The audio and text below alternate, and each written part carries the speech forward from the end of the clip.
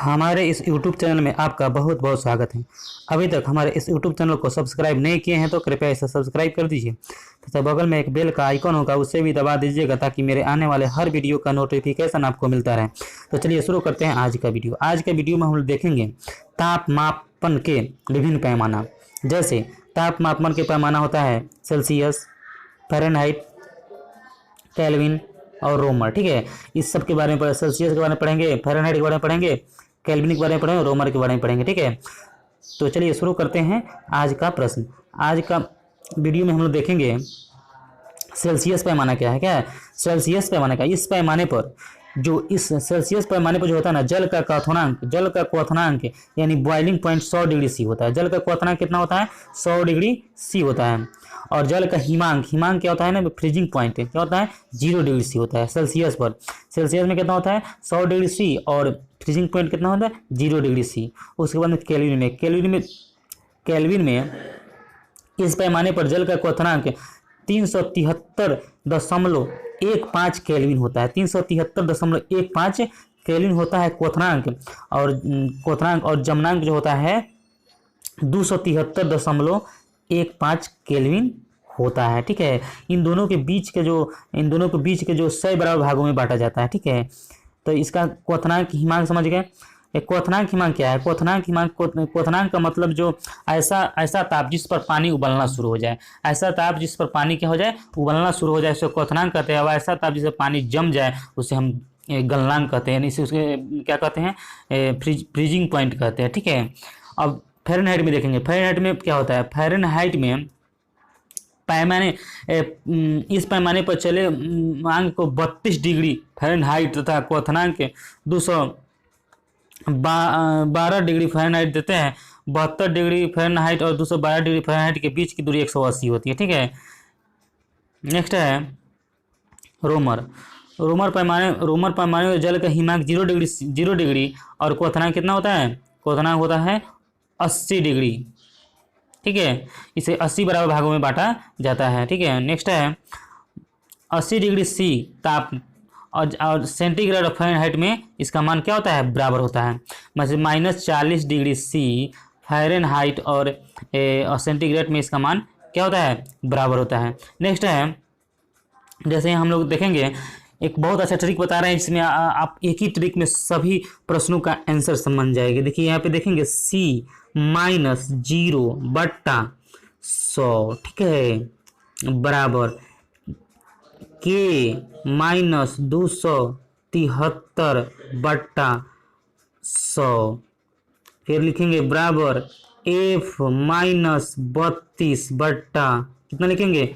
180 बराबर R-0/80 लिखेंगे। नहीं, अब इसे समझिए। C-0/100, K-273/100, F-32/180, R-0/80। ठीक है, अब देखिए यहाँ पे जीरो जो है ना, जीरो यानी C का फ्रीजिंग पॉइंट कितना हो जाएगा? 0। फ्रीजिंग पॉइंट सेल्सियस में कितना होता है? 0। और क्वथनांक कितना होता है? 100। जो नीचे है वो क्वथनांक और जो इसके माइनस में है वह हो जाएगा फ्रीजिंग पॉइंट, यह हो जाएगा बॉइलिंग पॉइंट। तो सेल्सियस में फ्रीजिंग पॉइंट कितना होता है? 0 और क्वथनांक कितना होता है? 100। उसके बाद केल्विन में फ्रीजिंग पॉइंट कितना है? 273 और क्वथनांक कितना होता है? इसमें 100 जोड़ दीजिए। क्या करना है? इसमें 100 जोड़ना है, तो कितना हो जाएगा? 373 हो जाएगा। 373, जैसे 0 में 100 जोड़े तो क्वथनांक हो गया, इसमें 273 में 100 जोड़े तो क्या हो जाएगा? क्वथनांक हो जाएगा। उसी तरह F फ़ारेनहाइट का फ्रीजिंग पॉइंट कितना होता है? 32 में 180 जोड़ दीजिए, कितना हो जाता है? 212 डिग्री फ़ारेनहाइट। यह हो जाएगा क्या? इसका क्वथनांक हो जाएगा। जैसे R का फ्रीजिंग पॉइंट कितना होता है? 0 और 0 में 80 जोड़ देंगे तो कितना हो जाएगा? 80 इसका फिर क्या हो जाएगा? क्वथनांक हो जाएगा। ठीक है, इस तरह से इसको हम याद करने की कोशिश करेंगे। नेक्स्ट है मानव शरीर का ताप सेल्सियस में कितना होता है? 36.9 डिग्री सी होता है मानव शरीर का ताप। मानव शरीर के ताप फ़ारेनहाइट में कितना होता है? मानव शरीर का ताप फ़ारेनहाइट में 98.6 फ़ारेनहाइट होता है। 98.6 फ़ारेनहाइट होता है।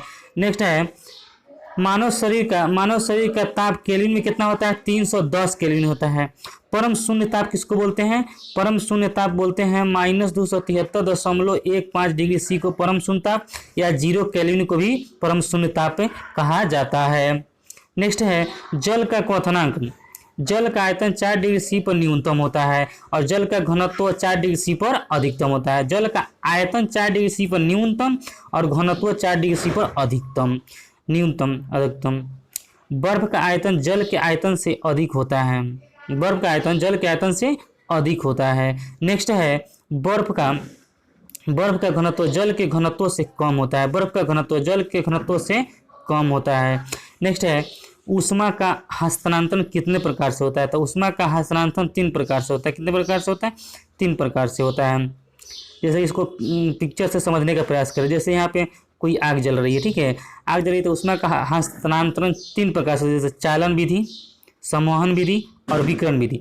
तो चालन विधि में क्या होता है? जैसे एक रड लेते हैं, रड को एक हाथ से पकड़ते हैं, जैसे यहाँ पे एक हाथ से पकड़े हुए यहाँ पे गर्म कर रहे हैं, तो रड का जो कण होता है, रड का कण होता है, यहाँ से ई कण गर्म हुआ, इसके बाद ई कण इसको गर्म किया, ई कण इसको गर्म किया, इस कण इसको, ऐसे गर्म करते करते करते यहाँ पे गर्म मतलब ऊष्मा का क्या होगा? हस्तांतरण हुआ। मतलब कुछ समय के बाद यहाँ भी हाथ मेरा जलने लगता है। जैसे हम लोग खाना बनाते हैं, जैसे चलाते हैं, छोलनी से चलाते हैं, तो उसमें जैसे कि उसका भी हस्तांतरण होता है। कौन विधि कहलाता है? चलन विधि। चलन विधि में क्या होता है? एक कण दूसरे कण को गर्म करता है। इस विधि में क्या होता है? जैसे उच्च कण निम्न कण को गर्म करता है, उच्च ताप वाले कण निम्न ताप वाले कण को गर्म करता है, ठीक है। तो कौन विधि कहलाता है? चलन विधि। सम्मोहन विधि में क्या होता है? देखिए अब सम्मोहन विधि में, ये सम्मोहन विधि है। सम्मोहन विधि में क्या होता है? जैसे कि यहाँ पे हम आग जला रहा है, इस पर हम कोई केतली रख दिए, केतली में दूध रख दिए, नहीं दूध रख दिए, पानी रख दिए, और पानी के जो नीचे वाला पोर्शन होता है, पानी का जो नीचे वाला होता है ना, पानी जो है केतली है, हम बोलिए यहाँ पे केतली है, नहीं केतली है, और केतली में यहाँ पे हम यहाँ तक पानी रख दिए, ठीक है, यहाँ तक पानी। तो सबसे पहले नीचे वाला कण गर्म होगा। जब नीचे वाला कण गर्म हो जाएगा तो यह कण ऊपर चला जाएगा और ऊपर वाले ठंडा कण नीचे चल जाएगा।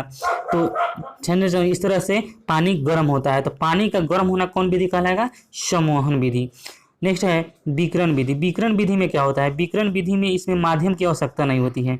विकिरण विधि में माध्यम की आवश्यकता नहीं होती है। जैसे हवा का गर्म होना, हवा जो है ना, जैसे सूर्य की किरण पड़ती है, सूर्य की किरण जैसे पड़ती है, तो हवा जैसे हवा को एक कण दूसरे कण को गर्म करती है, तो इसमें कोई माध्यम की आवश्यकता नहीं होती है, ठीक है। इसलिए यह विकिरण विधि में जैसे क्या होता है, हवा का गर्म होना विकिरण विधि कहलाता है। तो एक बार फिर से, चालन में क्या होता है? जैसे छड़ रड का गर्म हो रहा चालन विधि, केतली में दूध गर्म करना या पानी गर्म करना सम्मोहन विधि, और हवा का गर्म होना, वायुमंडल का गर्म होना विकिरण विधि कहलाएगा या सम्मोहन विधि कहलाएगा, ठीक है। नेक्स्ट है चलन विधि बताया है, ठीक है, चलन विधि बताया। चलन विधि में उच्च ताप वाले कण निम्न ताप वाले कण की ओर हस्तांतरण होता है। नेक्स्ट है सम्मोहन विधि। सम्मोहन विधि में क्या होता है? इस विधि में पदार्थ के कण एक दूसरे से स्थान की ओर गति करता है, एक स्थान से दूसरे स्थान की ओर गति करता है, सम्मोहन विधि कहलाता है। जैसे एक केतली में दूध को गर्म करना सम्मोहन विधि कहलाता है, एक केतली में दूध को गर्म करना सम्मोहन विधि कहलाता है। विकिरण विधि में क्या होता है? विकिरण विधि, इस विधि में ऊष्मा का हस्तांतरण के लिए किसी भी माध्यम की आवश्यकता नहीं होती है, जैसे वायु का गर्म होना विकिरण विधि कहलाता है। अगर ये मेरी वीडियो पसंद आए तो इसे लाइक करिएगा, सब्सक्राइब करिएगा तथा दोस्तों को साथ शेयर करिएगा। जय हिंद, जय भारत।